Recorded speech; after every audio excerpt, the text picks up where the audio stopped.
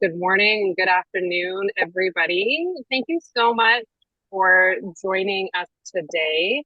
Bonjour tout le monde. Welcome to the New Beginning Building Healthy Families webinar. My name is Amy Robichaud. Je suis Amy Robichaud, and I'm the CEO or the Directeur Général of Mothers Matter Canada. Before we begin, I'd love to invite everybody to note that Zoom captions are available and can be set to your preferred language for a more accessible experience. So we invite you to do those pieces and set yourself up for success during the course of this webinar. My Mothers Matter Canada's head offices are located on the ancestral and unceded territories of the Coast Salish peoples. This includes the Tsleil-Waututh, the Squamish, and the Musqueam nations. For us at Mothers Matter Canada, we are in an ongoing process of learning and sharing the important values of matrilineal leadership and heritage that have existed within these communities since time immemorial, and that they continue to exist today. At the same time, we're also in a very fortunate position to be able to honor Indigenous communities across Turtle Island.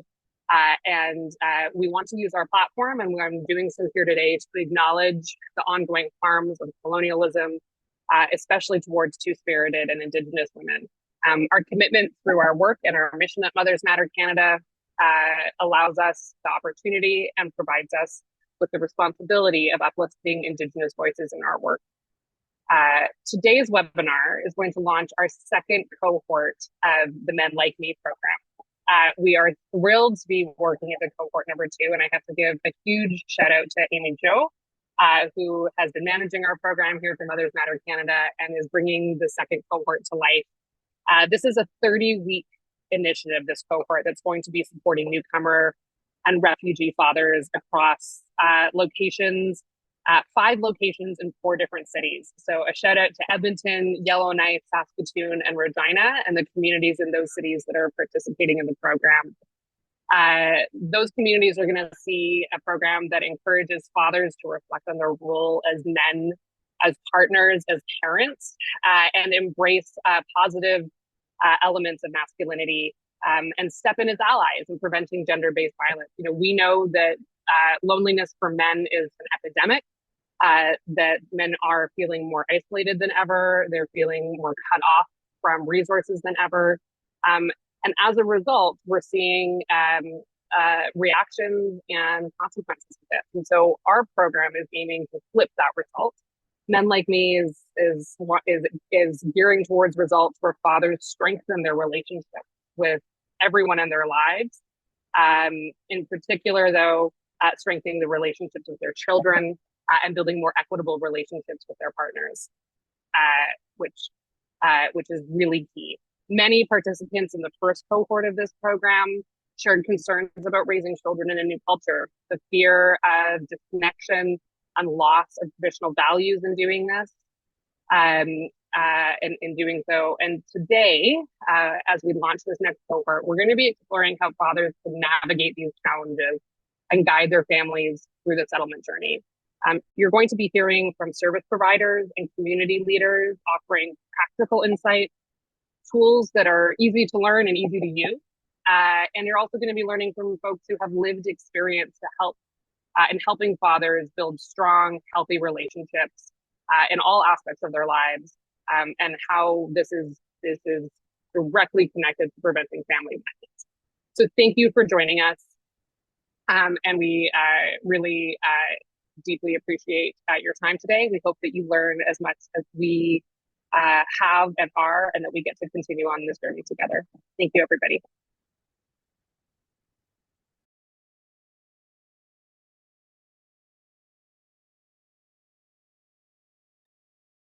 Thanks so much, Amy, for opening our webinar. I really appreciate Amy's welcoming for everyone here. And I would like to thank all of the speakers for participating in the webinar today. I'll start off with Agustina. Would you please introduce yourself? Yes, absolutely. Thank you, Amy. Good afternoon, everybody. Good morning if you're in the West Coast. My name is Agustina De Benedetti. I am a registered psychotherapy here in Ontario. I work in a private practice supporting immigrant refugees families, individually, couples, and families, particularly working from Spanish-speaking and Latin American backgrounds. But I also work at Family Service Toronto, in which we deliver community-based, gender-based violence prevention workshops and webinars. We do a lot of educational and psychoeducational workshops, not only for the people, but also for working in alliance with other agencies. The idea for those workshops is to create more awareness of what gender-based violence is, particularly trying to see seeing new ideas that strain our understanding of what masculinity is, what gender violence is, and their roles, and everything that it can actually allow us to navigate this from a trauma-informed perspective, being culturally responsive. So the idea is we also are rooted in the values of our background homes. So what we try to do is just to help them bridging bridges for these families when they settle in Canada. So I would like to, and I hope I can bring some kind of experiences and share with you about what it is for us, particularly with the Latino community. Thank you so much for having me today again. Thank you, Agustina. Dana? Hi, everyone. My name is Dana El Saleh. I work with MRC, Muslim Resource Center for Social Support and Integration. We are located at London, and I am an intake worker with Muslim Resource Center. And at Muslim Resource Center, we are our goal is to support the whole family. We have a lot of programs, parenting programs. We have also collaboration with the police probation officers to provide programs to support the fathers and to make more awareness. We have the pub ed education team. We're trying to make more awareness about what is gender violence, how we support families, and to help them settle. And mainly we work with everyone, but mainly we focus on people that they speak Arabic. Thank you. Thanks, Dana. Baraban? Hi, thank you, Amy, and good afternoon, everyone. And for those of you in BC, good morning. Thank you for inviting me to speak today for a very important webinar. And my name is Berivan Kutlay Sarıkaya. I am project coordinator for immigrant refugee communities, neighbors, friends, and family educational campaign in Ontario to end gender-based violence at OCASI. You may not know, OCASI is an umbrella organization, and we have more than 240 members and serving for refugees, immigrants in Ontario. And for today also, I'm joining from Toronto, and it's a Toronto located organization, the traditional territory of many nations, including the Mississaugas of the Credit and Schnabek, the Chippewa and Haudenosaunee, and the Wendat peoples. And this land is governed by Treaty 13, signed with the Mississaugas of the Credit. Also, as someone working in gender-based violence prevention and community organizing, we recognize that our efforts must be rooted in understanding of colonial violence, past and ongoing, unfortunately, and the ways it intersect with experience of immigrant, refugee, and indigenous communities. Thank you so much, Amy, again. Thanks so much, Baraban, and thank you to all the speakers for introducing yourselves. Working in the settlement and gender-based violence sector, I know that a lot of you have heard about the challenges that newcomer and refugee families face in their settlement journey to Canada. In particular, in Men Like Me, I also hear a lot about fathers struggling to sort of connect with their children once they come to Canada. So I'm wondering, from your experiences, what challenges can children experience in their settlement journey to Canada? And how can parents better support their child's development in Canada? I'll start with Dana. Okay, thank you. So one of the challenges that maybe most of us like are aware of is the language barrier, the culture aspect. They would just want to be part of like they want to have friends. But one of the things that maybe I noticed with some of these kids, like some of the things sometimes they might be put in a position that they need to take care of. They cannot live there. They cannot be kids. They need to sometimes support their families to translate, to answer phone calls, to go to appointments. So they are here in between. Okay, I need to support my parents and I need to have like, okay, I need to go and I need to play. The peer pressure. This is also something else that these kids, they are going through. I'm just going to give an example. One day, and this happened to me, I love to share something.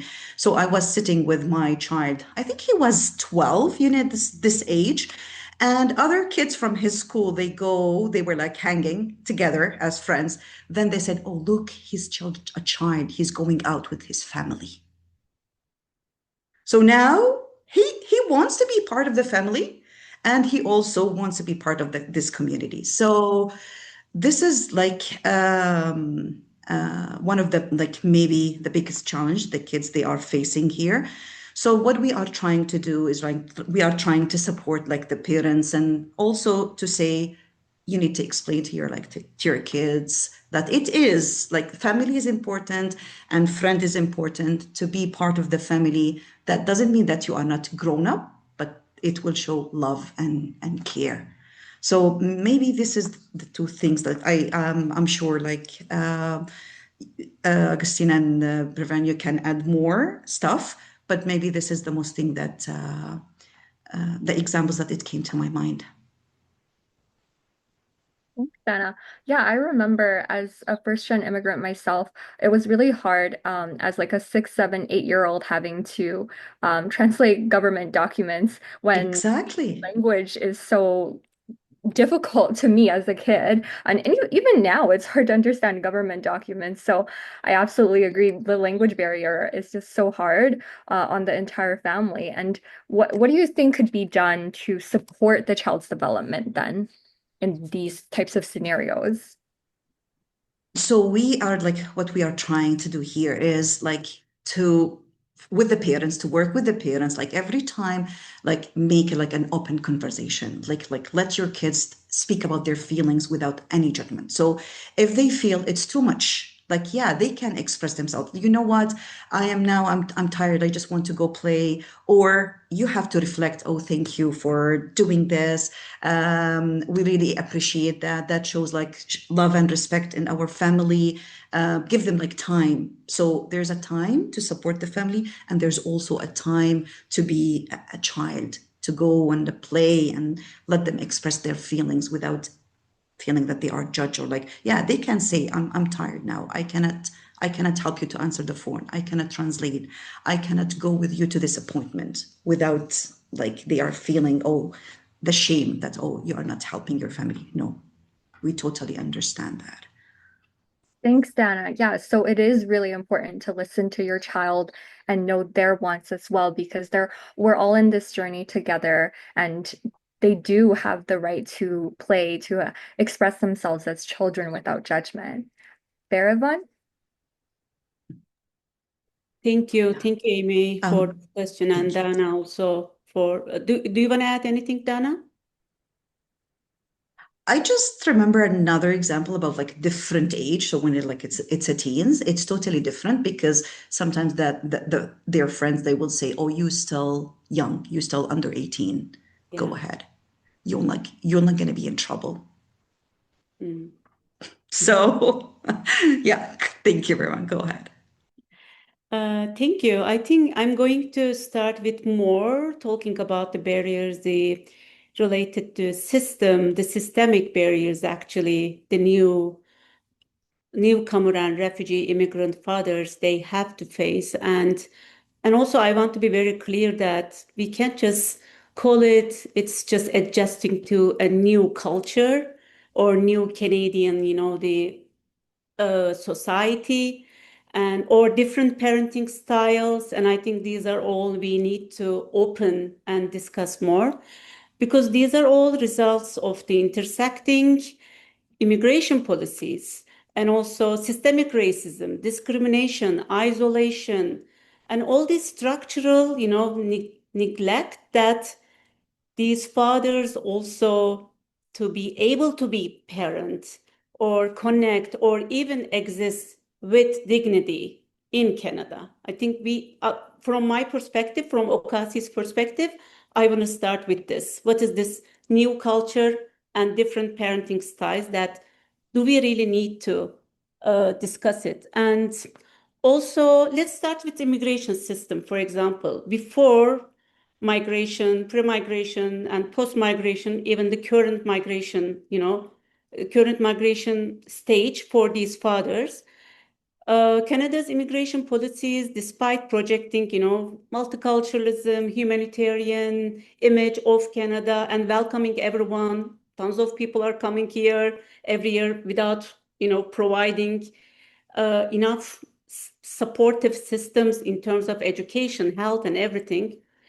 And this system also create a very long-term separation between fathers and families. Let's start from this, first of all.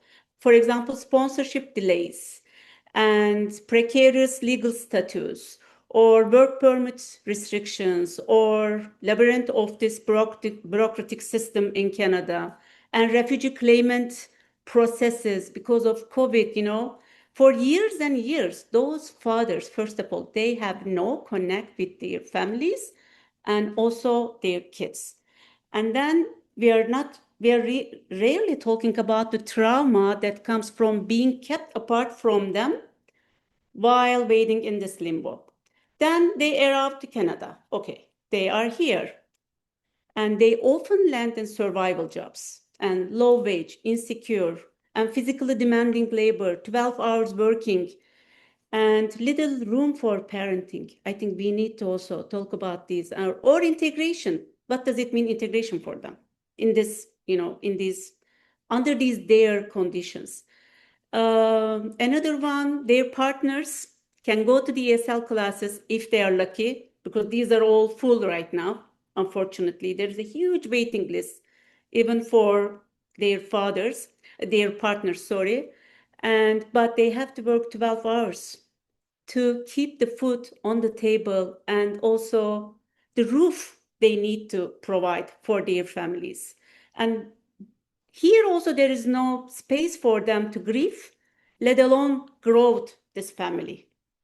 And now another one is coming.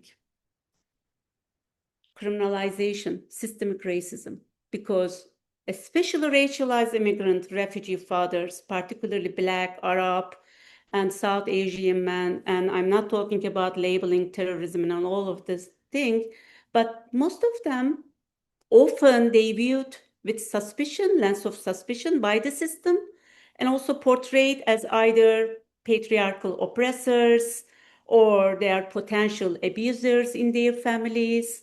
And the fear of criminalization, it's real for them, also for their partners. When we are talking about GBV and parenting, and also talking about the safety of the kids. And that's why they avoid seeking help, joining parenting programs, or even attending school meetings. Most of the time, we don't see them in school meetings for their kids, for example, and they're absent. And then how they will be perceived in this educational system, even as aggressive fathers, controlling, strict immigrant fathers, or unfit to this system. And we also observed through Okasi, IRC, and NFF peer champion programs that I'm also running, and we are working with working with peer champions from communities, different communities, and they are working as cultural ambassador, because what we believe that as Okasi, I'm a project coordinator, I can just provide every training, but I do not know every community's dynamics. their morals, their values, okay? That's why we need to work with these people from these communities. And when we provide these GBV trainings, also we are talking about healthy relationships, because every community is also healthy relationships can be also perceived in a different way. Then we need to again talk about it. What is the Canadian or what is the Western values of parenting, family, and all these things should be universal in terms of human rights. But on the other hand, they keep lots of nuances that we need to recognize, we need to respect for those people. And I want to also add one thing, that these are not just their personal failings. And most of the fathers, when we also work with them, giving any training or involving any programs, what we see, they're just thinking, I'm not good enough, and I'm not just fitting in this society, and everything just changed. But these are structural problems. These are structural issues for racialized working class men, these fathers. It's not their failure. I think we need to also always keep in mind and remind them. Now we are here as a service providers, as these organizations, your organization, Dana's and Agustina, but even we are working under the system, and we are also reproducing these systemic issues and also some judgmental, judgmental service providings as well, that we need to also be aware about that. And thank you for this, very important. But I started with the big picture, then we can talk about other challenges such as unemployment, language barriers, and mental health, trauma, and all of that. Just we need to also talk about that, of course. Thank you.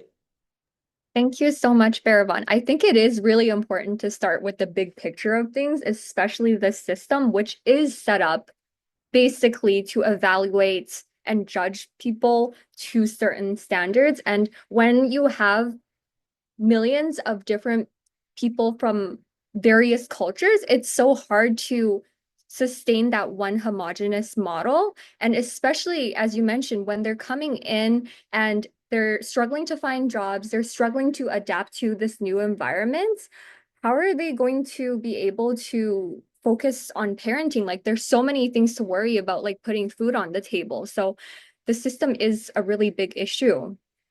I Agustin? just want to one thing, that we also need to understand the trauma is not just only about the migration, because most of them, they are carrying the weight of war, forced migration, displacement, precarity, environmental disruption, and all of that.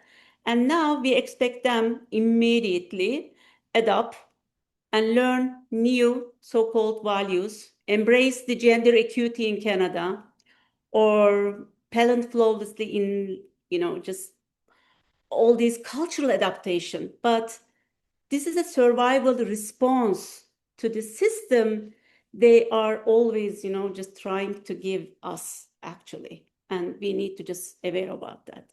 The war and displacement, I think this is a huge issue also. We need to think about those further. Absolutely. There's a lot of emotional trauma that comes with this journey. There's a lot to balance and to sort out internally with yourself. Agustina? So, Berivan, thank you so much for bringing this bright light to everything, to see from a real scope of life, right? People that don't start, people, once they arrive to Canada, there is a long history and a lot of trauma behind that. So I think when we see people, we have to see people as a whole, right? With the past, with the history, contextually, right? And it's not just a person who shows up for a program and just then start being a person that day. There is a lot to understand and to be attuned to. I think that is super important. So thank you so much. I think that brings a lot of perspective and how we should approach all this. So to your question, Amy, I think we focus on kids. I think the word stands for me, it's three things, particularly first, the loss of familiarity, of course, along with the language and extended family. In Latino culture, many times, the idea of the nuclear family is extended. We're in a collectivistic society, so as such as like we don't understand the nuclear family itself, that to your point, Verivan, many times already suffers from this process of immigration. While immigrating, but also the idea of the extended family that is also considered as nuclear, particularly in our background. So I think the sense of the child, the sense of safety, many times is disrupted, right? The idea of like, I see my grandmother every Sunday, so suddenly it's not like that. The language, of course, is to what Dana was saying, right? It's a core part of the identity and becomes sometimes a liability at school because kids so many times express that they feel like awkward, they feel like they don't belong, they feel like they don't, that tool that they have to connect with people suddenly it's not valuable. Actually, sometimes they're bullied because of that. So I think understanding that for the kids, familiar voices, smells, food, holidays, things that they were once providing meaning to themselves and identity, sometimes they're gone. And this is what we in practice we call many times ambiguous loss, right? It's a kind of a loss that it is something or someone important that is gone, but not entirely gone. The family is there, but it's not there. We can access to them, but they're not there. So, and for kids, many times is this processes are very silent, right? We don't see them. It's like, oh, but my kid is not sad. It's not crying. It's fine. They're adapting. They're at school. The teacher's saying that's fine. But many times for kids, it show up in a different way, right? This process of grieving. Many times, psychologically speaking, many times it shows in symptoms like lashing out or being aggressive or don't want to go to school, things like that. I think that is one of the things that, in my opinion, is very important to spend in terms of the experiences for children from what we see, right, in the practice. The other point I think it's important is like this idea that many times kids they express is this thing that they have like two identities, two lives, two languages. At home is one thing where values are many times they're like clear. They're from back home it's very clear. It's like I have to conduct in a respectful way. Let's say I hold the family values. What Dana was saying, it's like should I be who should I be here, right? And at school or outside, they speak another language, they present themselves in a different way, and many times they absorb certain, if you want, values of being more assertive, more independent, and needed to blend in, right? And to blend in to what exactly Dana's provided a beautiful example. I think many times we find out that even when they're back home to visit their families, they feel like I'm not from here, I'm not from there, who I am. So I think understanding that this is a process also for kids, right? We think that, okay, already because they have good marks and they're adapting, they speak English, good, they're done. And sometimes we have to understand that it's very, very important that many times for them it's very, very, very difficult to for everybody, especially for kids, and not because they speak the language they're done. This is the only goal. Many times for parents are the main concerns, like how they're going to adapt once they speak Spanish, English, check. And actually, we have to understand that for them, it's way beyond that. It's a matter of identity, right? It's for them, it's a huge, huge, huge change. And we have many, many cases of this in which kids express these difficulties in integrating for themselves, this kind of two identities. And this is a big process for them that we accompany and support them with. And the third point is actually the same. We have the same in our experience, the parentification, right? What Dana was saying, right? The little adults, right? Because they learn the language quicker, because they understand the rules kind of quicker. Okay, now we need them for translating. We need to pay the bills. And I remember a client in which she's 17, she was 17, 16. She was part of the group, the WhatsApp group for the mummies group. And she was like, doing the mom work because mom didn't speak the language, so couldn't. So she was like picking up her sister from school, participating on the groups, taking the kid to play dates and things like that.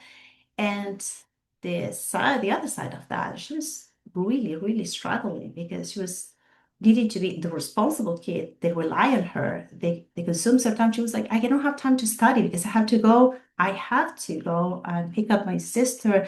And with that, many times, they feel like very, very, very anxious of this, right? Because to Vanna's point, the loss of childhood is like this time to play, to be themselves, to focus on themselves, right? Or to develop their relationships. And sometimes it's the things about the loyalties, like I cannot betray my parents, they rely on me. So what do I do? Another thing that this particularly client was expressing is she was sharing with me how she was seeing her father acting in a different way. Like back home, to her words, like back home. And to her words, she was expressing that responsibility to actually teach him that that is not accurate here, to her words. That is not the right the thing or the thing that was expected here. So in this sense, I think it's important to understand and to attune to children's experiences, right?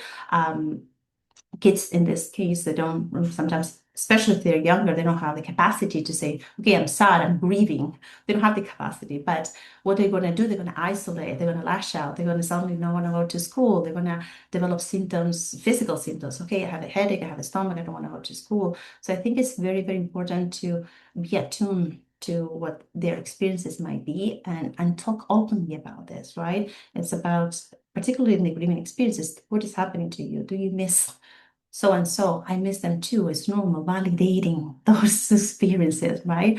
And try as much as possible, of course, to bring back to this part of the traditions and identity, cook meals with them, sing songs that from back home, those ideas to bridge, right? This is not lost completely, still with us.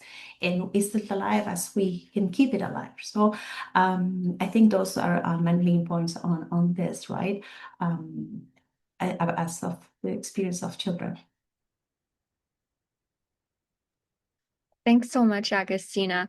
Yeah, I think one of the greatest things the parent can do is just to listen to their child and absolutely validate their feelings. It's a stressful time for everyone, and you're losing the care support circle that you have back home. Back home, you could call on your sister, you could call on your mom, your dad to take care of your kids if you have a job interview, if you want to have a date night with your husband, even. And here it's just so difficult. There's so many different barriers that block you from that. And you sometimes it's hard to even communicate. So there's just so many added barriers that really come along with parenting struggles in Canada. And I know a lot of you speakers have mentioned that aspect of preserving the values and traditions when raising your child in Canada. That's something that's so important, especially when you really value what you grew up with, these values and traditions that you want to preserve. So, how do you support parents in passing on their values and traditions while helping them set realistic expectations for raising children with strong and healthy identities in Canada? And I'll start with Barabon this time.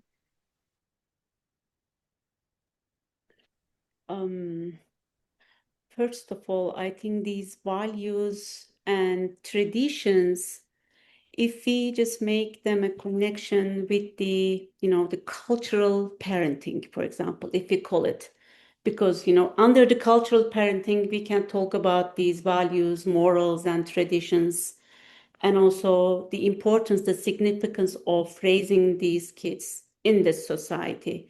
And as Okasi, I'm a coordinator, but we are not a client-based organization. We do advocacy work, right? We are just organizing webinars, workshops, roundtable, and making some, policy statements and everything around these issues.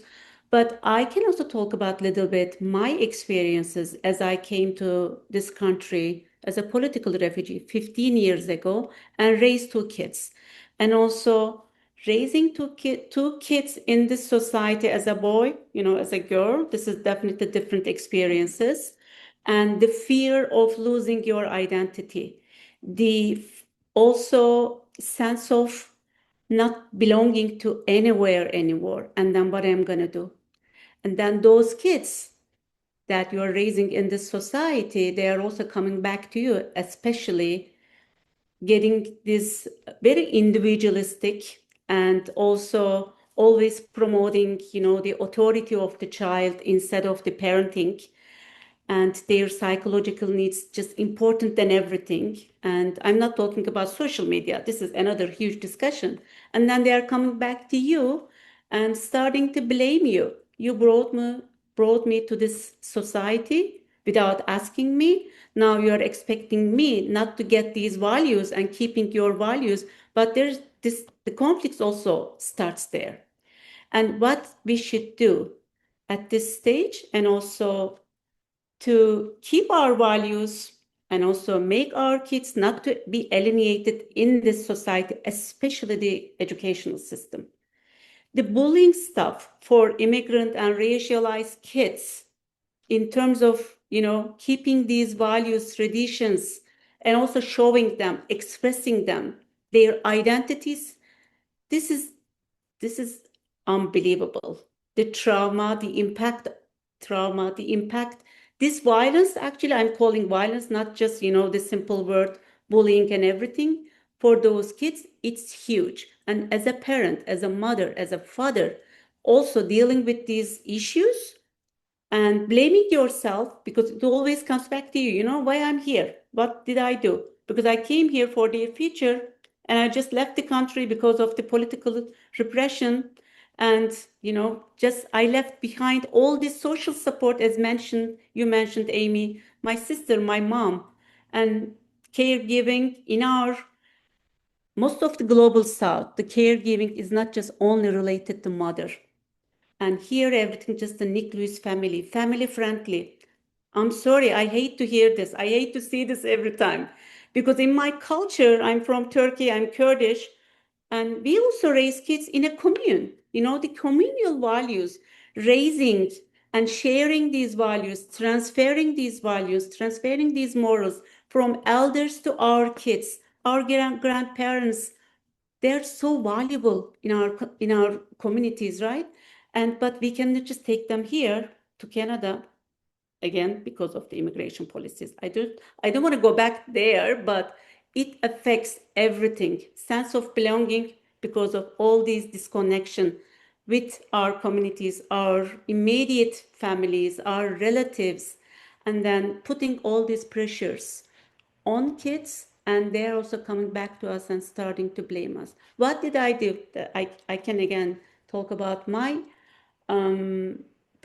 experience, and from my perspective, I always try to connect with the school system and the mental health system to understand my kids' needs. But let's talk about the language barriers. I have a language, as everyone has language, and when they go to the school, most of the time, parents especially, I'm telling again, father, they don't go to the school to talk about their kids' issues.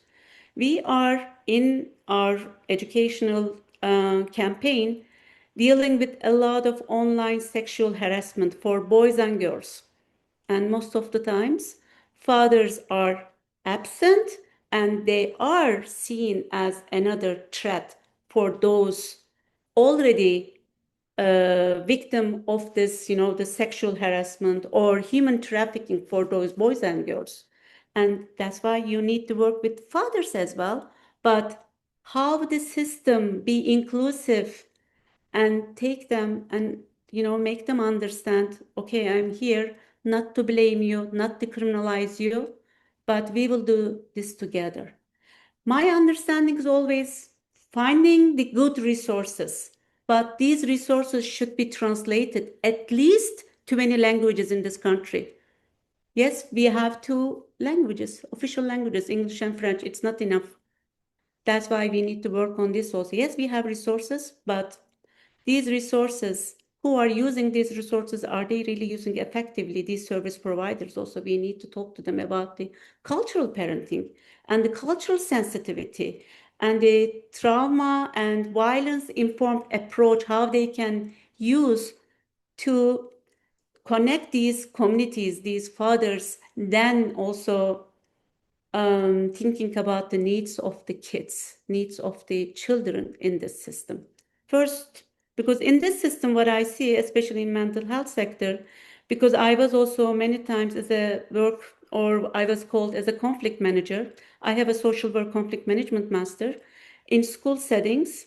And when I was called, they were always saying, we are here for this kid. Just tell these parents we are here, okay? But how do you show as an institution, educational institution or mental health institution, you're here, and also isolating the family and the role of the family from those kids? You can't do this. You have to work with them. Because most of the time what I heard, I'm here, and now from now on we are here. Just tell them don't worry. How come they don't worry anymore? It's impossible. That's why I think what we need to think again, going back to the system, then the parenting, then the kids. That I see. Then we can talk about the keeping these traditions, values, and without fear losing our identity, because the identity, I think it's the most important thing, that we exist with dignity in this world. And I don't want to lose my identity, never and ever. And even, I don't know, most of you are, I think, are participants as well, immigrants, service providers, racialized service providers. Most of the time, kids also, they are coming and they want to change their name. Isn't it so sad? Because they know they are not fit into this society. And we always encourage them. I'm always talking to my kids, you know, why I name you with this name. This is the importance, the significance of sense of belonging, and also keeping our identity. It's very important. Thanks so much, Baraban. I love that line you had about preserving your dignity and identity. Those are directly connected. Agustina?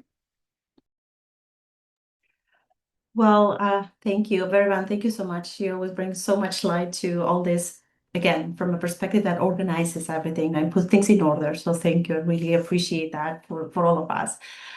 So in terms of, Amy, your question about supporting the cultural values, I think it's important to enhance and reinforce the idea of the approach of a mindset of integration, not a loss, because to your point, Vervan, there is a fear of loss all the time of the identity and how to preserve it as a parent. And even you see that it's like you don't want to forget where you're coming from, because in the end we're it's our heritage, right?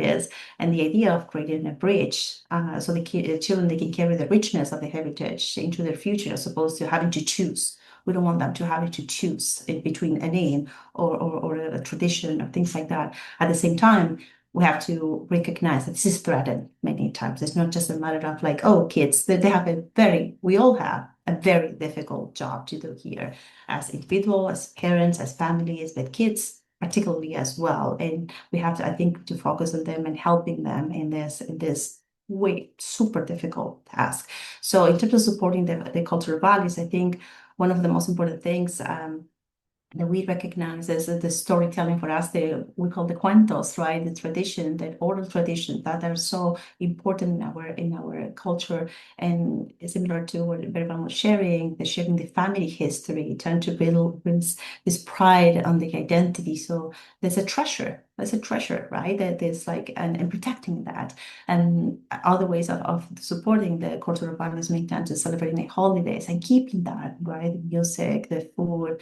Many times that like keeping alive these fairs where we can go and actually celebrate and eat our own food, and of course the language preservation, right? As many times encourage the bilingualism, or and many times we work many times at homes when it's like many families, they bring up the case of like, okay, they're not speaking proper, let's say, Spanish, or many times kids, they're mocking me because it's difficult for me to keep a language that I learned a long time ago when I think and learn in this language.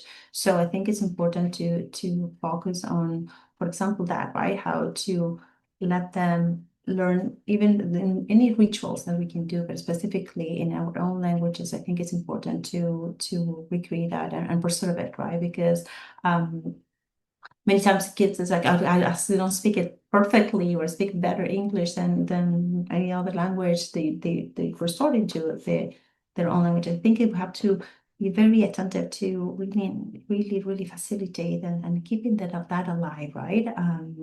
So valuing every attempt, not only even when it's imperfect. I think it's something that we really saw as something that can help to keep those traditions and values at home.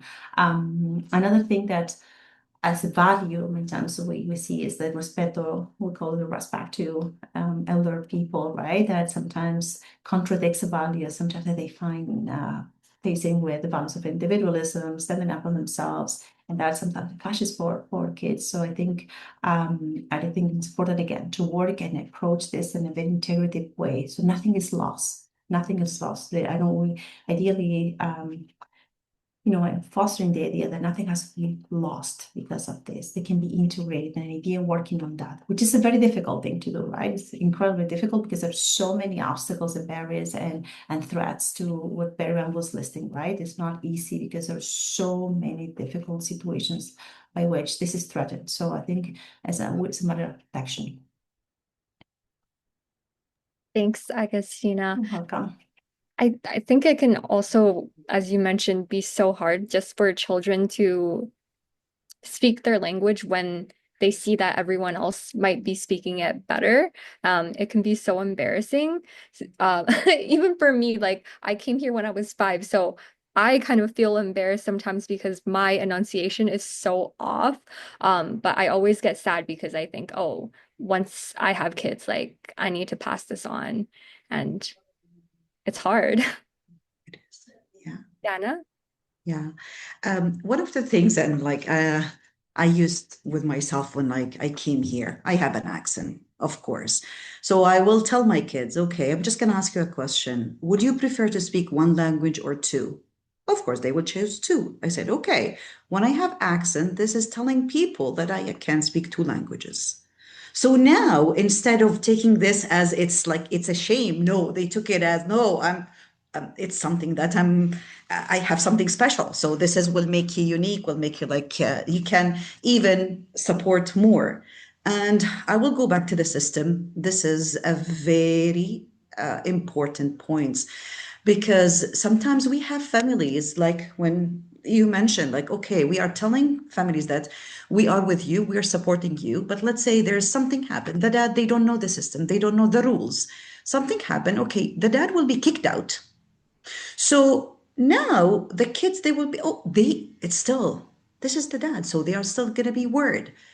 He's going to be on the street because most of these families, they don't have another income. They have now, that's going to be, they will have a huge debt because now he needs to find a space to stay. So he's going to be paying rent for that space and for that, like that. So we put too much pressure. So instead of helping this family, we are putting them into another difficult situation, another things to worry about. So to challenge the system, this is something we are like working a lot to support these fathers. And what you have mentioned, and I love someone wrote on the chat that it takes a village to raise a child. So now we are using this sentence to tell it to the parents. Now you are the school, you are the family, you are the grandparents, you are the mom, you are the dad, you are the neighbors, you are the church, you are the mosque, you are, and we understand this, it's what's too much on the parents. So yeah, it is, and for us also to understand the trauma, the pre-migration.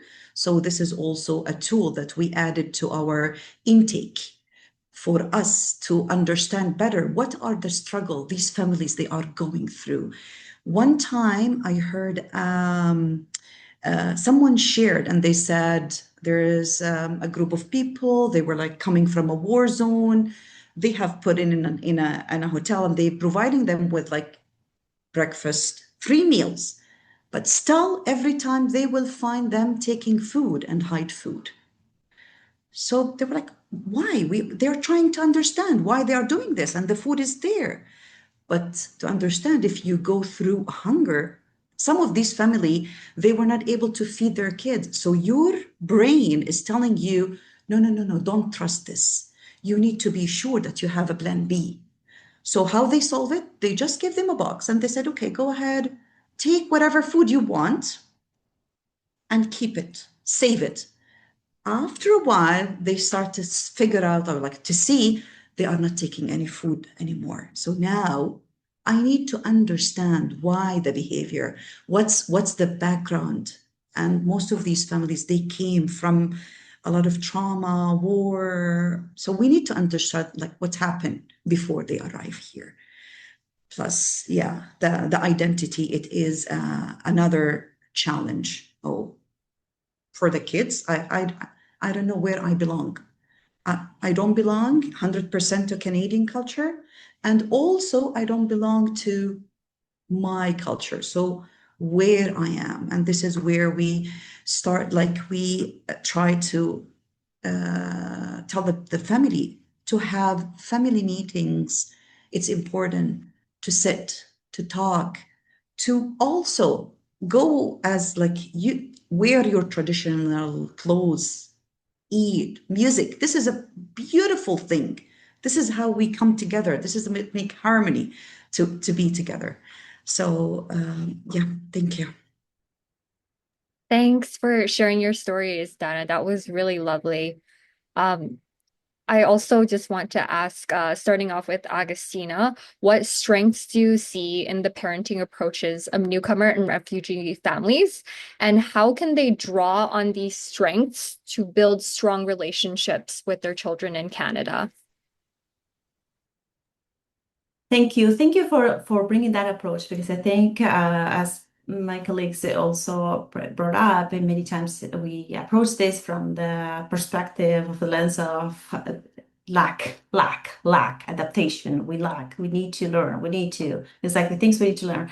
And actually it's so wrong for so many reasons, right? Because it's not actually respecting and honoring that, as we were saying, people that were people before, they have a life, they have a way, an identity. They don't, it's not like we started like our lives once we arrived here. So I think particularly on the Latino community, the people that I work with, many times emotional warmth, we see that is a very core value, right? The closeness, the physical affection, the emotional expressiveness, and the depth, and the idea of the family, right? As we said, it's like this is interconnection, no interdependency, but in a way that is like it's natural. It's for us, it's natural. It's like a family unit. It includes a lot of people, and we all rely on that. And we know that raising a kid is not limited. And here, what Mirva and Dana they were explaining, it's like sometimes it's like our life gets like this small, whereas before was like we could do a lot of things. So many times as parents, they have to choose a lot of things, and when spaces and times that we cannot connect to their kids. So I think in terms of strengths, honoring and reinforcing its ideas of emotional warmth and resilience, adaptability to circumstances, the storytelling, right? As Dana was saying, we can talk about it and the ancestors, but in a way of enhancing the resilience of that, right? But rebuilding from scratch, and the courage and the creativity from that. So honoring and keeping that alive, I think, is very, very important. And because I think that is not for parents, fathers, mothers as well, to actually not to lose that, right? The idea is, okay, as we're talking over and over, right? The system is actually many times it brings a lot of obstacles to actually being able to actually use those strengths and applying them. And actually many times it's the opposite, right? They put in the, to what everyone was saying, like many programs are women's center and English based, so excluding in ways that they're like the people that feel left out and isolated on this. So I think back to my point, I think the strengths, I think they need to have a space to actually being able to apply those strengths and being a part of the identity too. And this is what actually enables to integrating as opposed to having to, okay, now I have to adapt and lose, because we're always talking about losing.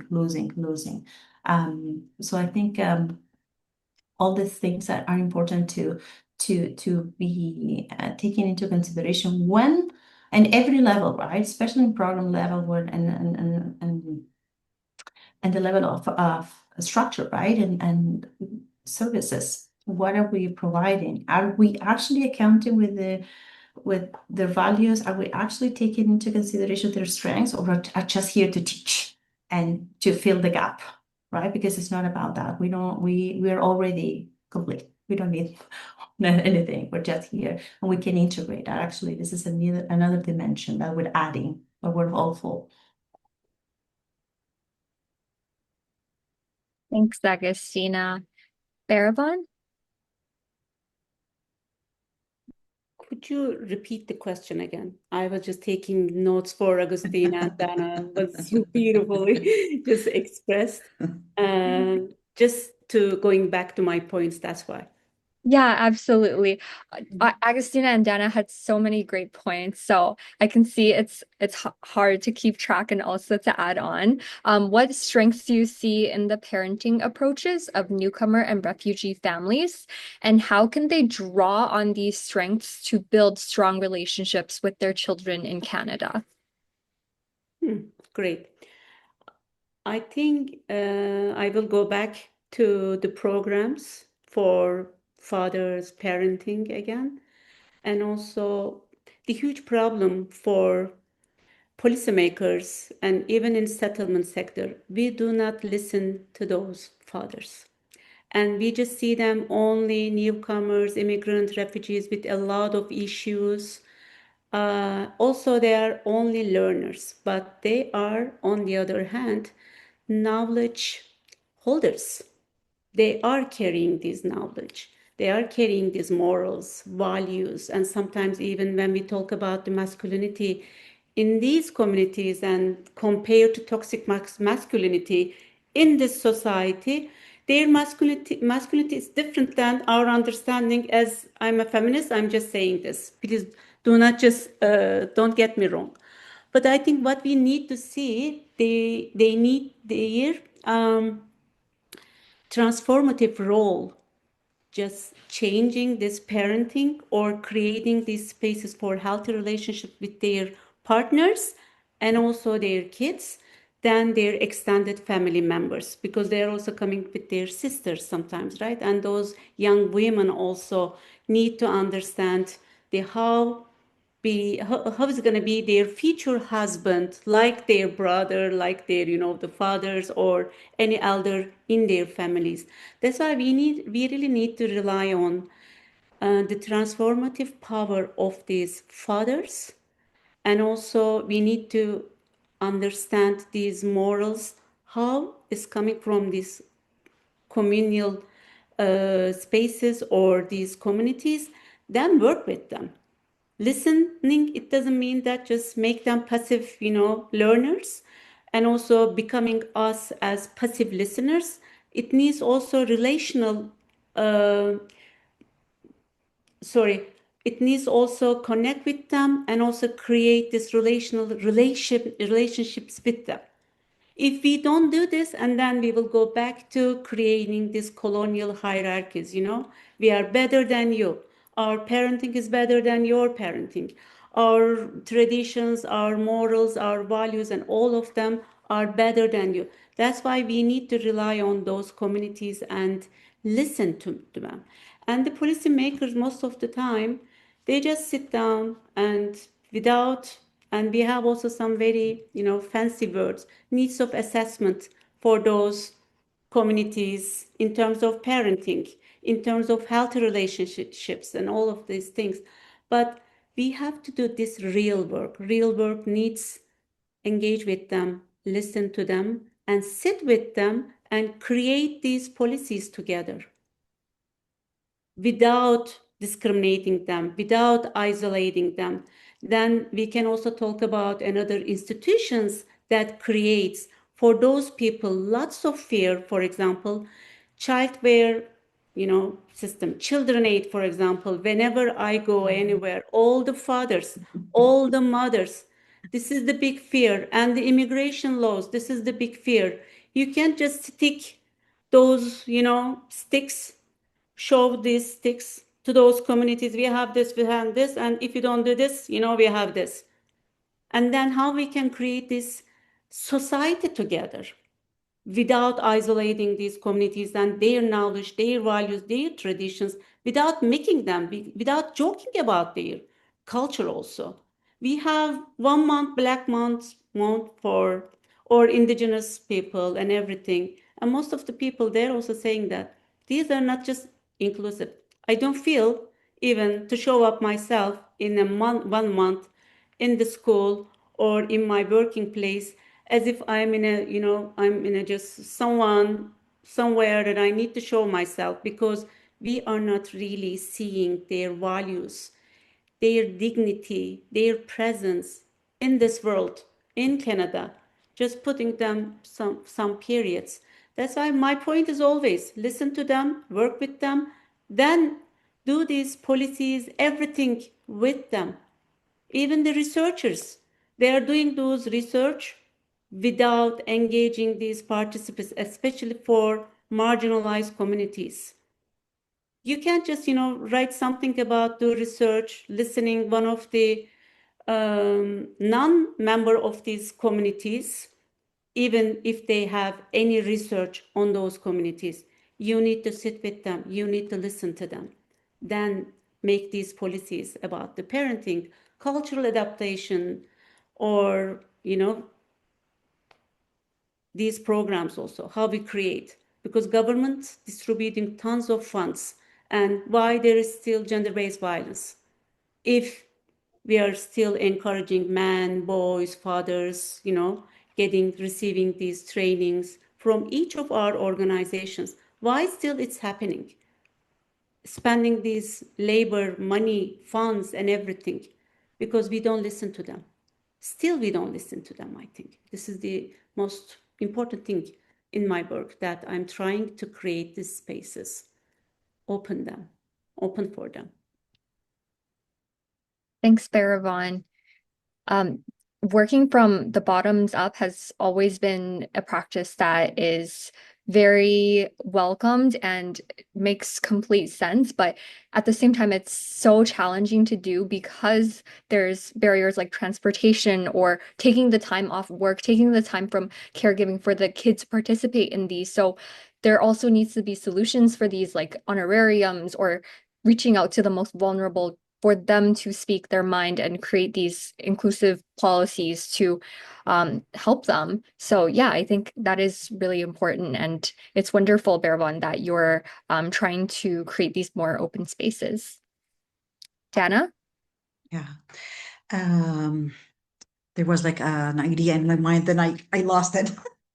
But so what Baravan was like saying, I'm going to go back again to the system, and we like one of the things that we in MRC we are doing is we create something we call it the court. So the court is that our organization is going to go and going to meet the other any other organization they are involved, say as the police, the court, anyone. So we will sit with the client at the same table. We need to discuss how we are supporting this client. How are we listening to them? Do we understand where they came from? So why this happened? So we need to listen to them. And for these parents, one of the challenges that when they came to the country, they will go to a workshop where they will telling them, oh, if you yelled at your child, if your child cried, if this has happened, the say us will be there. And so the parents, they don't go and they don't ask for help because they are afraid if they ask for help, the kids, we're going to take your kids away. So what happened? They stop parenting their kids. And here what I say, please, please, please don't do that. You have the right to discipline your child. The only thing we are here to help with is just maybe to give you another keys. Maybe the key that you are using or like you're trying, it's not working, it's not the perfect way. So let's just work together to provide. And we say we are here also because some of these parents, they are doctors, they are professors, they have a knowledge. So from being like maybe a manager to come here, where like now I'm sitting and you are teaching me how to raise my kids. So no, I'm here to learn from you too. So we are here just to discuss. Okay, let's see what works, what like the kind of discipline, what way is better to raise our kids in, because it's different, because now you are doing all of these things. So we are here to support you. So this like sometimes it's like one time, the first time I go for a home visit, I put myself in the client shoes, and it was really scary. I don't have the language. I don't know. All of these people, they came like in a fancy dresses, like wearing their uniform.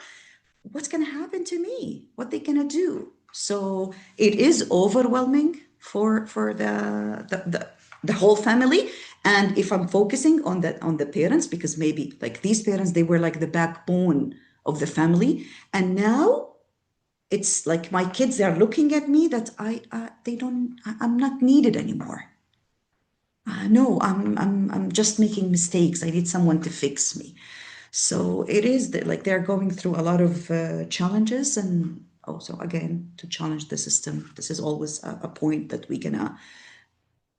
Maybe I'm gonna repeat again and again, but yeah, it is a big thing to deal with. Thank you. Thanks, Dana. And like you said, in your industry, as an intake worker, you do see a lot of fathers who migrate to Canada and they experience the shift in identity due to changing family roles. And a lot of us had said in the first portion of this webinar that, for example, you see children translating. So then they're sort of taking a leadership role. And because of these changing family roles and resettlement stress, in the Men Like Me program, also participants have shared how difficult it can be to redefine their role as a father and more traditionally as the head of the household and provider in this new context. We all know once you come to Canada with the cost of living, it's really impossible to survive on a one income household. So why their wives are also taking on jobs, and then the dynamic sort of shifts. So based on your experience, Dana, what guidance or support would you offer fathers navigating this complex identity, adaptation, and growth journey? So if I don't know if I can give it like a number of how many times I heard these families there say, I wish like why we came here, why we don't stay. I was able, because they will come here with no language. They need to go study to be able to find a work, to be able to pay the rent, to be able to raise their kids. So there's like a lot of layers. So and in our agency, what we are trying to do, it's providing to connect them with other resources, with the community. We reach out a lot to the community to see how we can support with either by providing programs, workshops, what they are in need for financial support. And this is the part that we feel like our hands are tight. Like these families, they are struggling to, they are worried about, okay, I'm not paying the rent, and at the same time, I need to send a good snack with my kids. Or say, as they will call me and we say, why you are not sending food? But I don't have money to send food. So here where we say, okay, all of us, we are here just to help you, to provide you. And what we are trying to encourage these parents, if you need help, please ask for help.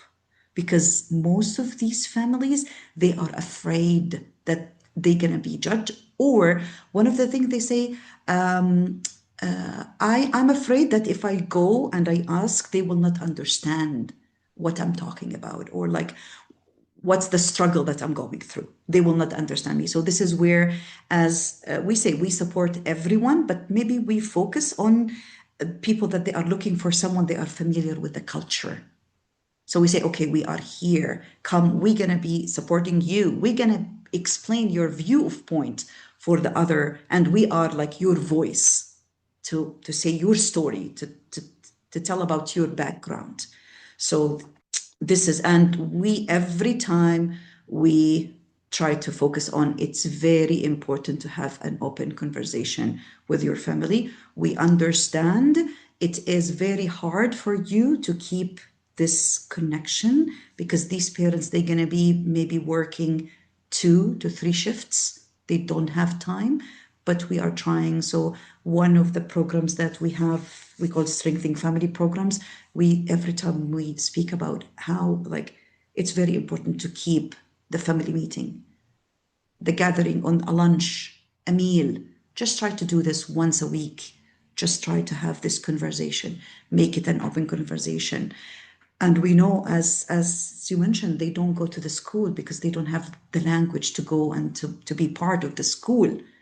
And for them, sometimes I used to say, put yourself on your kids' shoes. Then I understand that it's going to be hard even for them to understand what are the struggle, because when they went to school, it was totally different environment, totally different challenges that they were facing. It's different than what the kids that are facing here.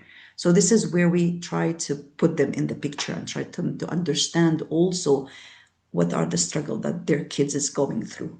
In the kids, they don't choose to come here, so they would start to blame their parents. Thanks, Dana. The idea of an open-minded conversation, just even over dinner or lunch, is something so important to maintain. And it's really in these regular routines that you're able to learn more about each other and be emotionally vulnerable. But even being vulnerable then is challenging when you do come from values that might stigmatize being vulnerable as a man. Yes, yes. Agustina? Here. Yes, I totally agree with what you were saying, Dana, because what your point, Amy, too, right? And probably things that you see in the program, men like me, right? As like the shift in their identity and changing, right? And sometimes we see this a lot in the terms of like a work environment, right? From being like whatever back home and having like an identity and a status and suddenly coming to Canada and being unemployed or underemployed or having to have like 3 jobs or having trained to be, I don't know, something, and then doing something that it's not aligned with what they enjoy or their skills or their aspirations. And not only it's just like, okay, for a couple of months until sometimes it's that perpetuates and it's like difficult to get out of there because and I think it's a great point. It's like the loss of the self-worth many times. It's like, where did I came from? I came here to be better, and suddenly I'm not feeling better, and I have to be a father in the context of like my worth is low. I feel like sometimes I cannot provide, and sometimes this sense of provide sometimes in certain backgrounds and values is very connected to the identity. I'm the provider. I have to be the provider, right? So sometimes that creates a lot of sense of shame and feelings like I'm less than, or I'm a failure. What am I going to think back home? I came here for success. I actually took my family, my kids out of the rest of the family, and suddenly for what? I mean, sometimes it's like, and actually they're saying, right? Many times we hear saying like, if you're going to migrate, you have to succeed. Otherwise, come back home. And so that pressure that is like, I have to not only deal with all the things that we're talking about, but also have to succeed, right? And sometimes we're talking about survival, right? We're talking about survival here. So, and the contextually from the system and everything we were talking about, many times that withdraw from their own family life, this isolate them with the pressure, of course, of, as we said, language, barriers from the cultural, like when they are programs, if they're not adapted, they're not actually, they don't listen to what Dana and everyone were saying. They don't listen, they don't learn. It's just unidirectional of the learning. It's not about, okay, let's have this conversation open so we can learn from you. We need to learn from you to create something that you need, that is supported to you, not to us. So, and many times this programs being mother center or waiting lists, English dominated. Oh yeah, we have brochures in English or French if you want. It's like, how are they going to know about this? And many times even it contradicts themselves, the purpose. It's like, yeah, we do, but not enough. We do what we can, but it's not what it's needed to be done. So, and on top of what Dana was saying, emotionally unsafe, because sometimes, man, it's tough to hide. They cannot show that. It's like, how can they show? Have to thrive. I came here to thrive. How can I actually show weakness? So this creates a lot of emotional isolation, right? And so that's why I think it's so important to help to integrate that too. It's like, okay, how can we help fathers to actually be the parents that they want to be, right, for their kids, and help them to develop, the language and relearn this masculinity in a healthy way. It's like, okay, the men cannot cry. They have to be the strong of the family. They're the leaders, they're the providers. They don't talk about feelings. That's just, they should not. That's a woman thing. The women are the ones who take care of the kids and the school and all that.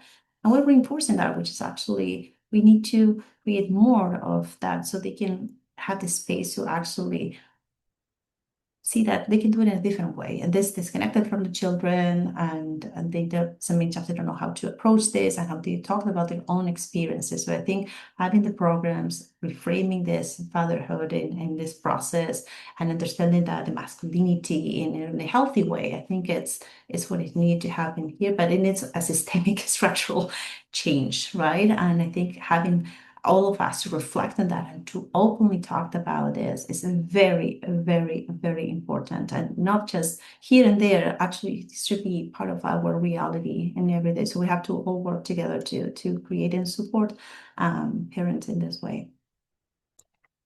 Thanks, Agustina. So I'm hearing from you and Dana both that just having the open communication portion is really important to destigmatize reaching out for help.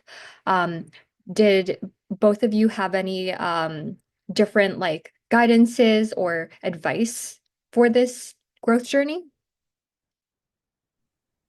I can share from an experience in which the person was like, I don't speak English.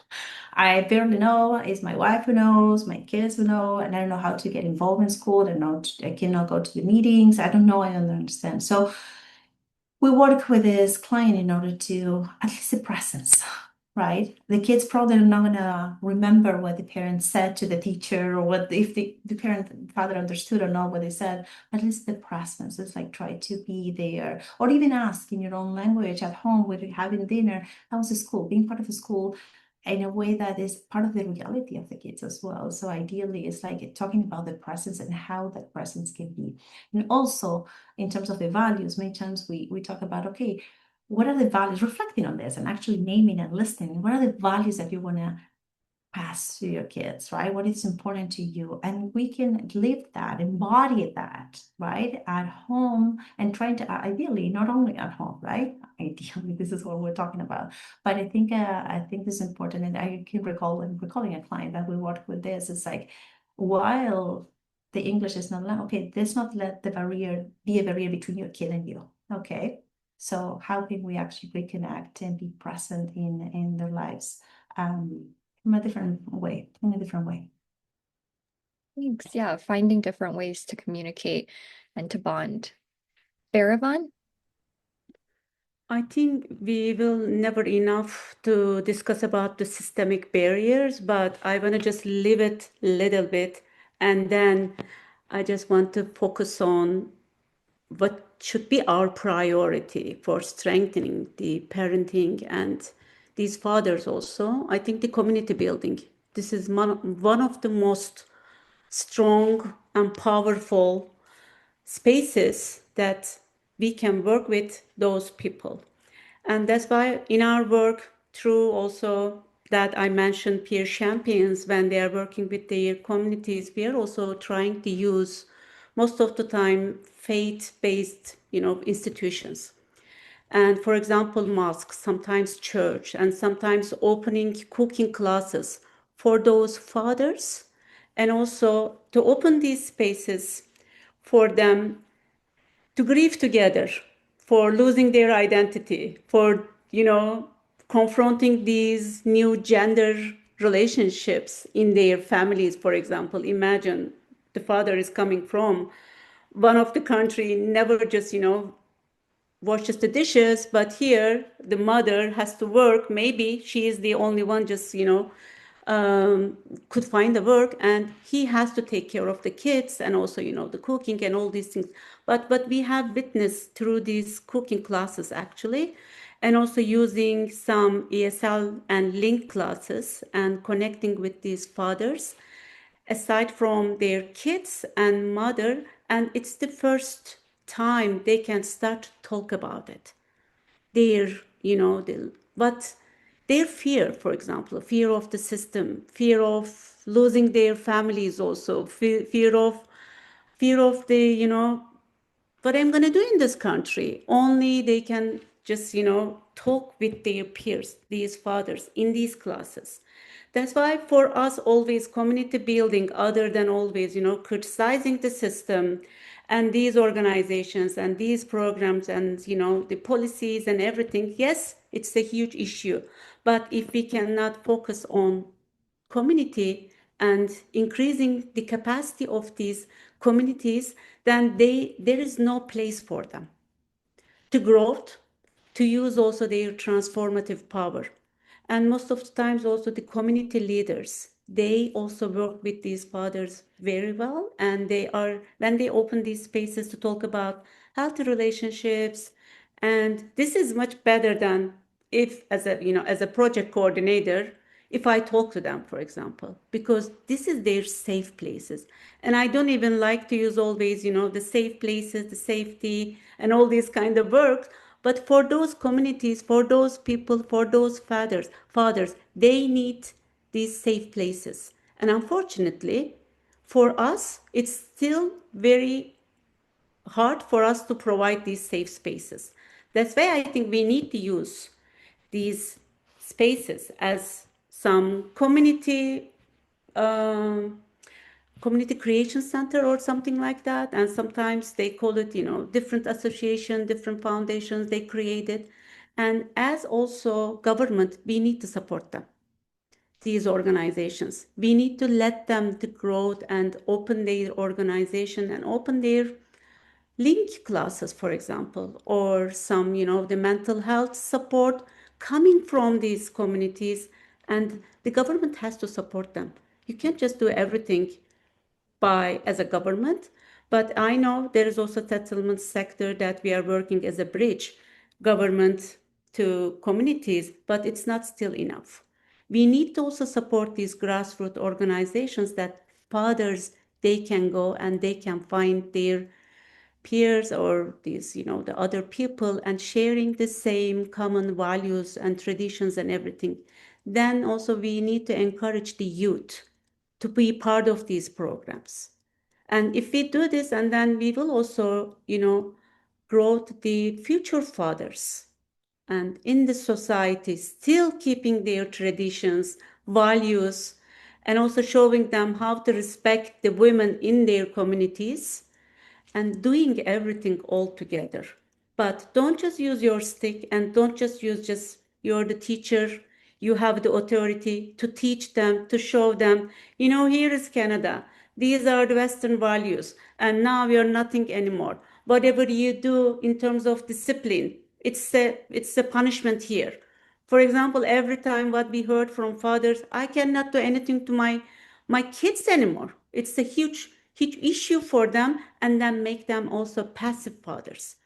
But what they can find these spaces more transformative, and also maybe finding liberation in terms of their, the toxic masculinity or some values that they want to get rid of. But on the other hand, they have also fear because of their communities. And as we know, women also, the mothers also have a lot of social pressure coming from these communities. I'm not glorifying all the communities, by the way. We need to also aware about all these patriarchal issues that these communities sometimes also reproducing. But our job is not labeling them, not stigmatizing all these communities, and make them part of the system to grow these healthy relationships. Affects the raising the kids, affect their relationship, and as a whole affect overall wellness. I think I don't want to hear any bad news coming from my communities. I want to hear more. I don't want to call it success, but the nice stories.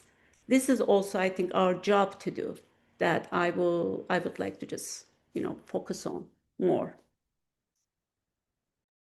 Thanks, Baravan.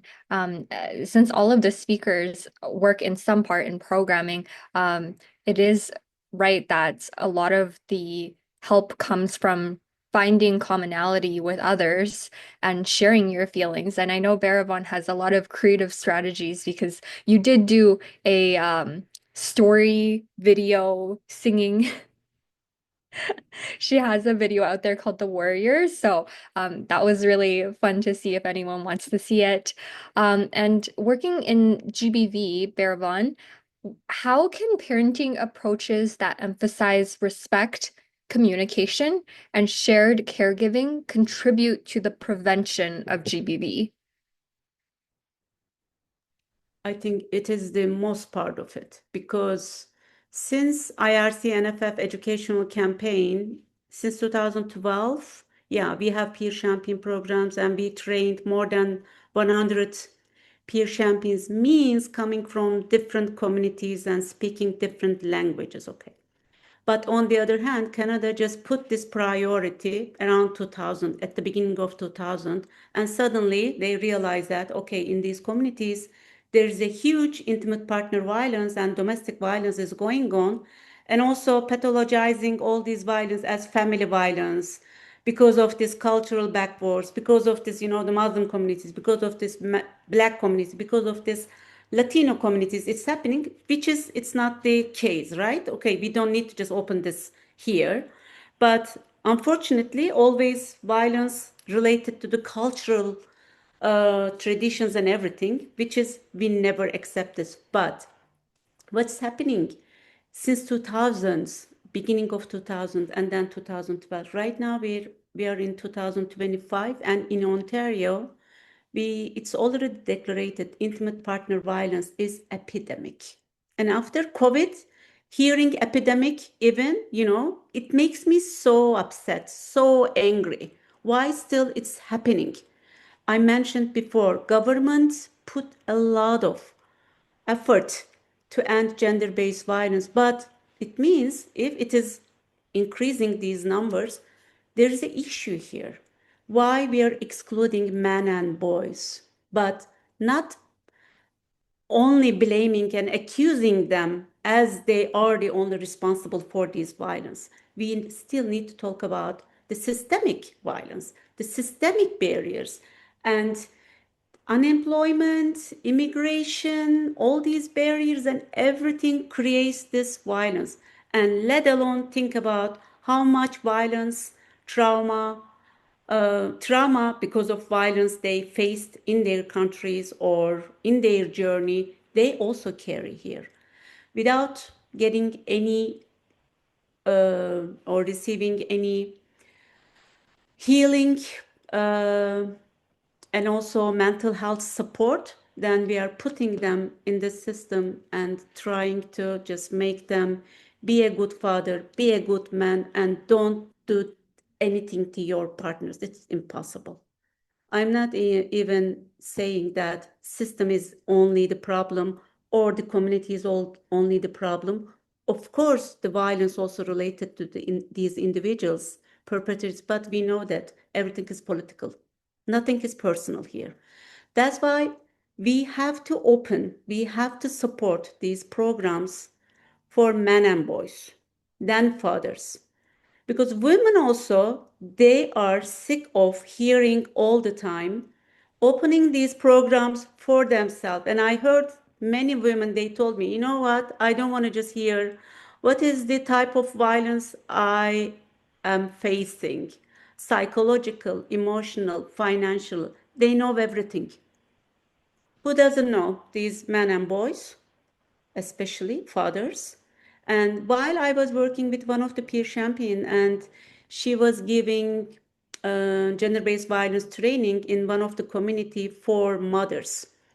And then the mothers, the first time in their life, they heard the sexual harassment and, sharing these minor boys and girls pictures in school settings and or in social media. And one of the mother, she just came to me and she said, I'm trying to protect my daughter that she, unfortunately, she is facing this. She shared some pictures with her friend, boyfriend, and then it's on the social media. But she is also trying to not to inform the father and trying to navigate the system, the educational system, because he is also guardian, and the child welfare system, not to inform the father, because then father maybe will do something, maybe will not, but how can we exclude those fathers? What's happening in the system in terms of sexual harassment, online harassment, that their kids are becoming victims?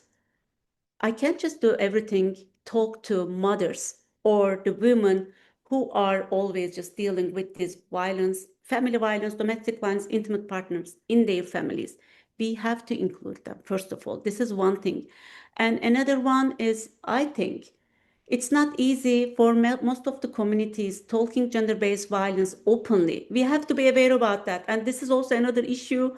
We are just, making all these promotions. Let's come and talk intimate partner violence. For most of the communities, it's so hard to open even, discuss even these terms. And that's why we're opening, some cooking class or wellness or yoga classes, and the women are coming. Then slowly we open these discussions with fathers and also mothers or just the women. And every time I'm saying, please trust these community leaders as a woman, as a mother, as a man, as a father, it doesn't matter. And sometimes youth. They are so reliable people that we need to trust them. We need to go them and support them, then open these and make them involved to our programs. Then we can be successful. And I'm not promoting our peer champion model, but it works very well in every aspect. And another one is also, I think, what we need to do.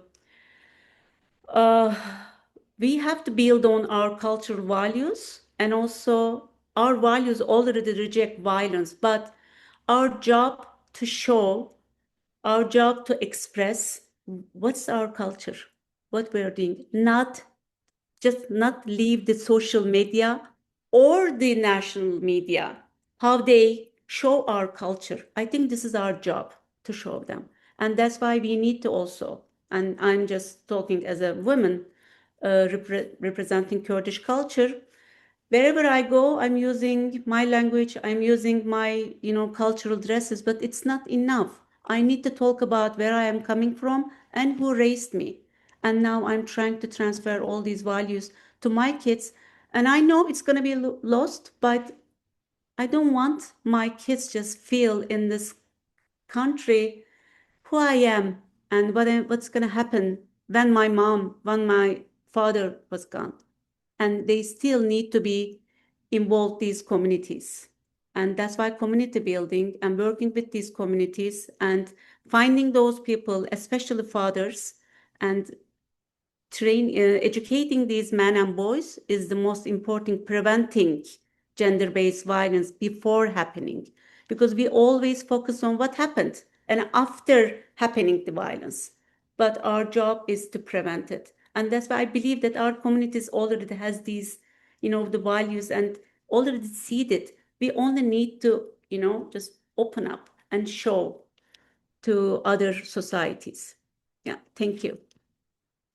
Thanks so much, Baravan. And just to let everyone know, we will be taking questions after this question is finished.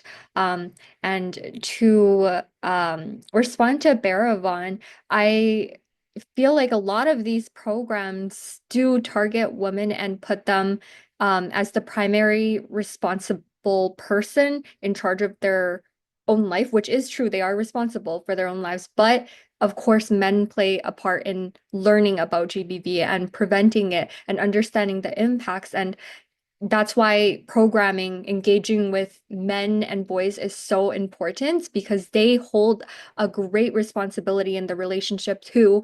And in the Men Like Me program, we had performance management evaluation that showed that before the program began, only 12.5% of men understood what GBV even is and its impacts. And after the program, nearly 77% of the men understand now what GBV is and its impacts. So it's important to have these types of programming in place to engage men in understanding these severe actions and consequences. Agustina?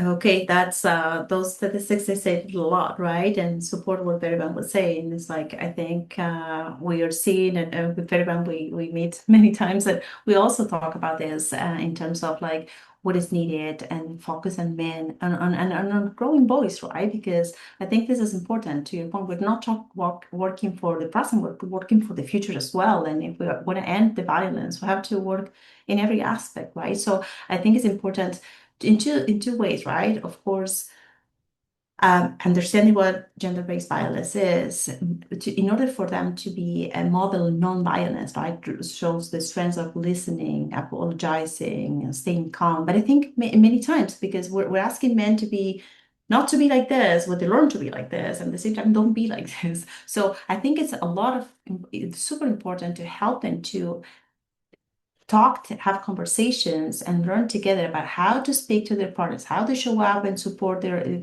parents, gender roles, whether or not deconstructing that and try to understand them from a different perspective, right?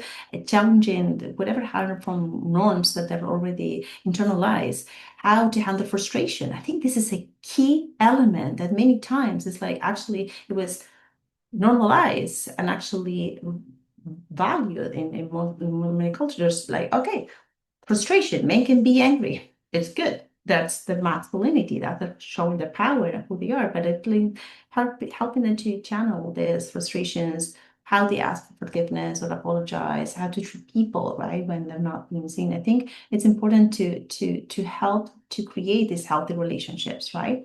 To create teaching how to for everybody, younger kids, like how to, what is acceptable, what's not acceptable, what is consent, what is not consent, how to handle this, what is a boundary, how to set boundaries, how to be assertive. These are things that in our workshops we really reinforce this, but we hope this should be part of the education programs. We should learn this at 5-year-old, 3-year-old, 2-year-old. So it's like, I think this is important to work in a very big scheme of things on learning how this, because it's going to be easier because it's too late. To very Van's point, it's too late. What happened actually, this is the name of what happened to you. Yeah, we know now. But it's like, okay, how we prevent, I think it's working from a very, very young age on what is healthy, what's not healthy, what's acceptable, what's not acceptable, but not from a punishment or fear, to Dana's point, right? It's like promoting healthy self-esteem, promoting healthy respect, who we are, our identities, in all sense of the word, right? As parents, as kids, and in relationships as well. Thank you. Thanks, Agustina. Yeah, kids are so easily influenced, especially with social media. It's become even more difficult to reach them, especially expressing healthy identities. So it really does start at a young age.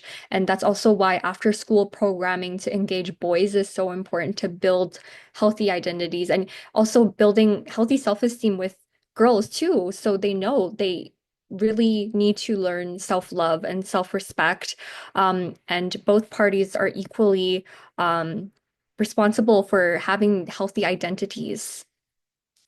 So one more point, and important we're focusing and seeing even more in dating, right? It's like how this is the very ongoing sort of cycle, because this is where, the past faces the present. It's like, okay, what I model, what my parents model, society model, and when I put it in practice. So dating, this is important, and it's very, very important to identify what is healthy, what is respect, what is consent, what is a boundary, what to do, how to seek help when this happens. But we need to know that and provide kids with resources and tools to manage and navigate that. I think. Thank you, Agustina. Dana? to be honest, all of like the points I write it here, like it have been covered. So yeah, the only thing that maybe it's just a simple sentence like children, if they're like raised in a respectful household. So as you said, the kids, they will just learn from what they see around them. So that's going to be more likely build a healthy relationship. And this is the best way to prevent the violence. Yeah. Thank you. Like maybe we give more time for people if they have like questions. But yeah, all of that I was like, check, check, check, this covered. Thank you.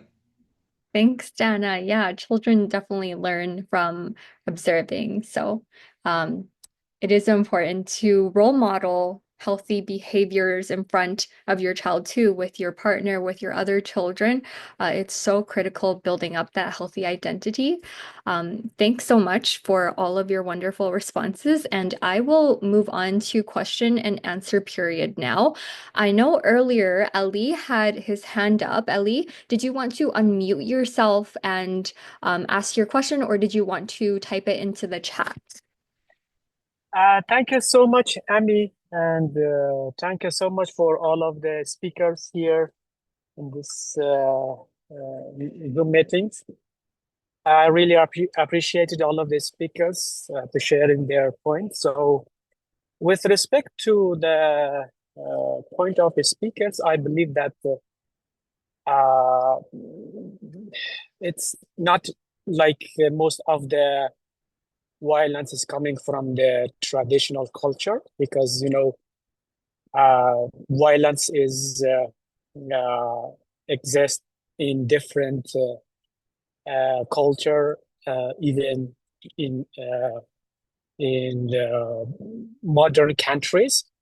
This is my first point. The second thing is that when I have a like session with my participants, sometimes they ask me, so what is the best way for teaching the children or for having a good parenting in Canada? So for example, they mentioned that, for example, most of the Canadian or most of the refugees, they are coming in Canada most of the time. So during the weeks time, they didn't like touch each other during the days. For example, before 8, the children leaving their homes, and they are coming at 3 o'clock. So, and the father is also leaving like before or after 8, and they are coming like around 5 or 6 or as they coming. And when they are coming, the children, even they are at home, they are at the rooms, or they are busy with their computer or anything, and they don't have any like lunch or dinner or breakfast together during the weeks. So by this explanation or based on these situations, what is the point of view, or what is the unique solutions to have a good parenting for this kind of the people? As long as unfortunately, last month I have a parent. They are coming to me, and he explained that, Ali, so right now I don't understand my kids' language, because they are speaking all the time in English, but I don't know how to communicate with them. So this is another problem, you see, because as the speakers mentioned, that most of the newcomers, when they are coming in Canada, so the children automatically they are going to the school, but the parents, they have to waiting 1 year, 2 years, 3 years. I have here people, they are waiting for 3 years to join the class, the English class. So how they they experience a good parenting in this kind of situations? I would like to know what is the specific ways or method to have a good parenting for this kind of the people. Thank you. Thanks, Ali. Did any of the speakers want to take the first take?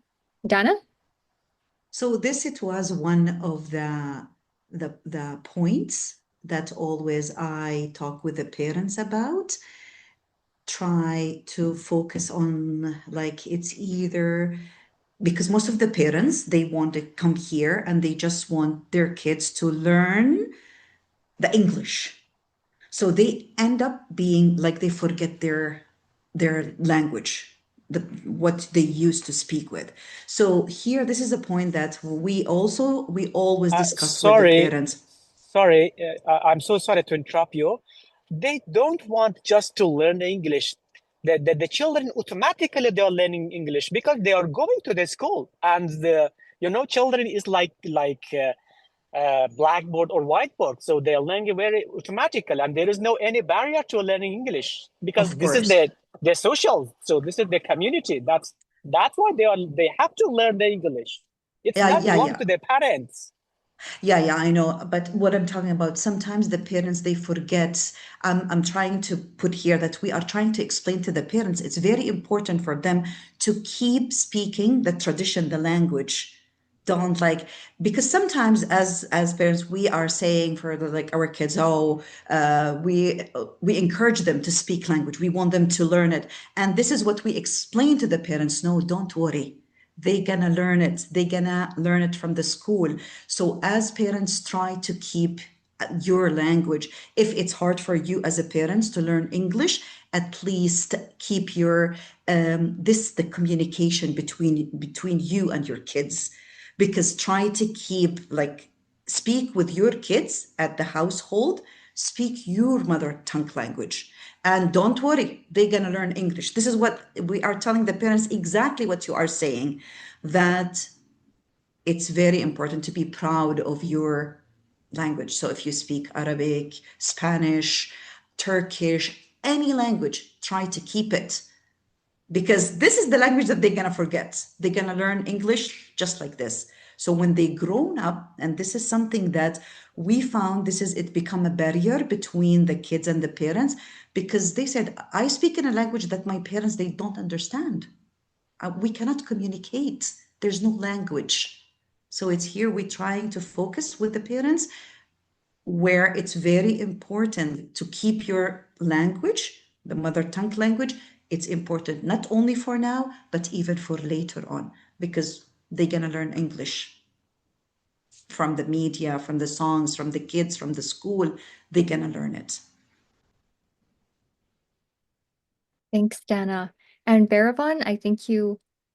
I think Amy, Agustino, sorry I interrupt you, because actually I asked it very specifically that which kind of method that we are using in this kind of situations to experience a good parenting. This is my questions. May I add one thing, Ali? I think we all almost 1.5 hours, we were talking about the systemic barriers, right?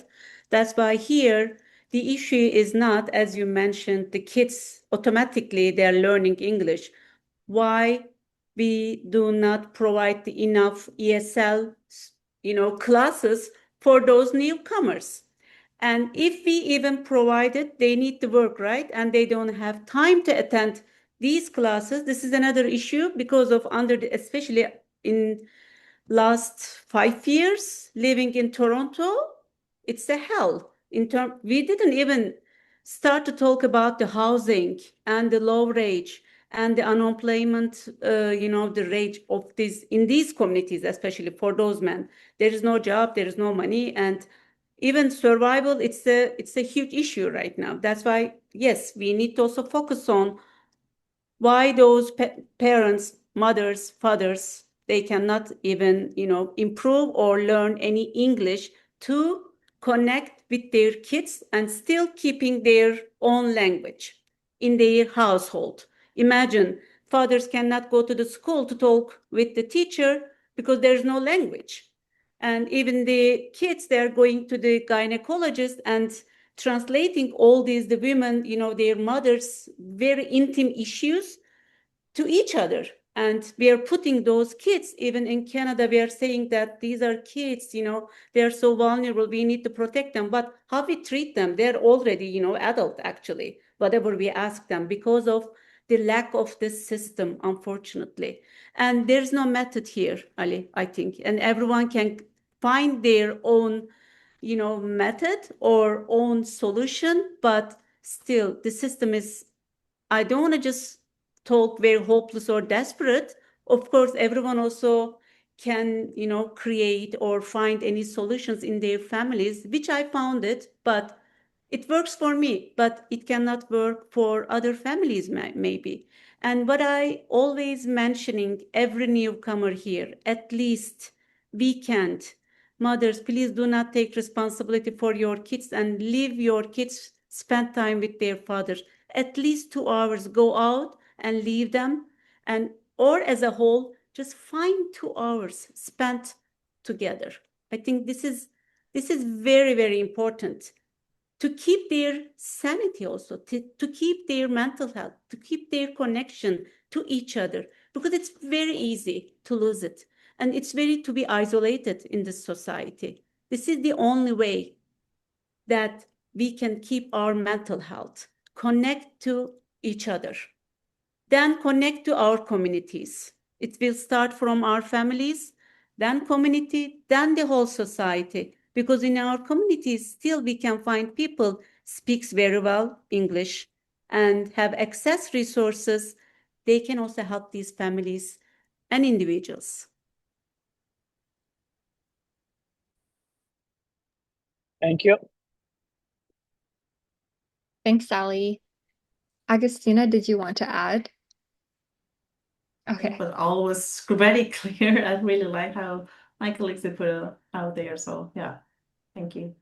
Yeah, I always tell the parents I wish that we have this, like it's not a magic wand that I can just do this. I wish it's like there's a straight, okay, so this is the method that we use to solve this problem. But as you said, Brevan, it's like each family, they need to find the way to keep this bond. This is why every time we say family meeting, try to make it a habit. On this family meeting, you will be able to discuss, you will be able to communicate. The kids, they will get used to come back to you if there's like anything happen, because they used to, okay, we will talk, we have this as a habit.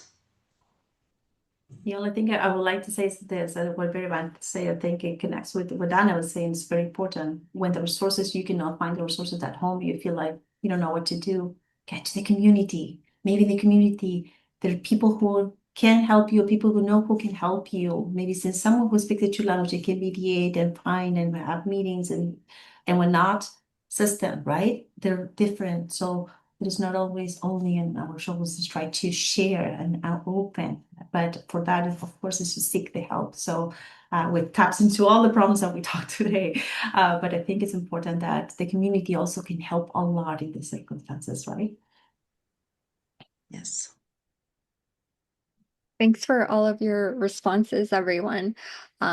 If there are any more questions, everyone, I'm going to paste Agustina, Baravan, and Dana's email addresses into the chat. And please feel free to contact them, to reach out to them. Just right here. Right, so it's in the Zoom chat now. Thank you so much, Agustina, Dana, and Baravan, for joining me today to talk about new beginnings and building a healthy family with immigrant and newcomer fathers in Canada.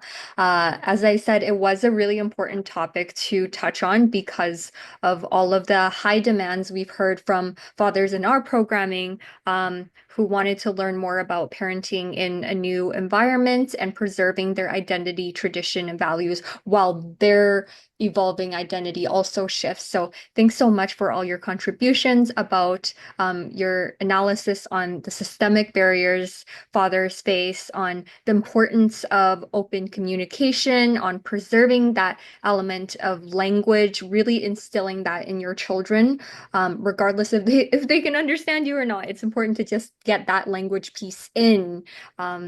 And it'll build up eventually over time. So thanks so much for sharing your insights. And everyone, also thank you for attending. And I hope everyone has a lovely work week ahead of you. Thank you. Thank you, everyone. Thank you, Amy. Thank Thank you. you, everyone. Thank you. Thank you. Thank you. Thank Have you, a great everyone. day. Thank You you for all too. of the speakers. Thank Thank you. you. Thank you.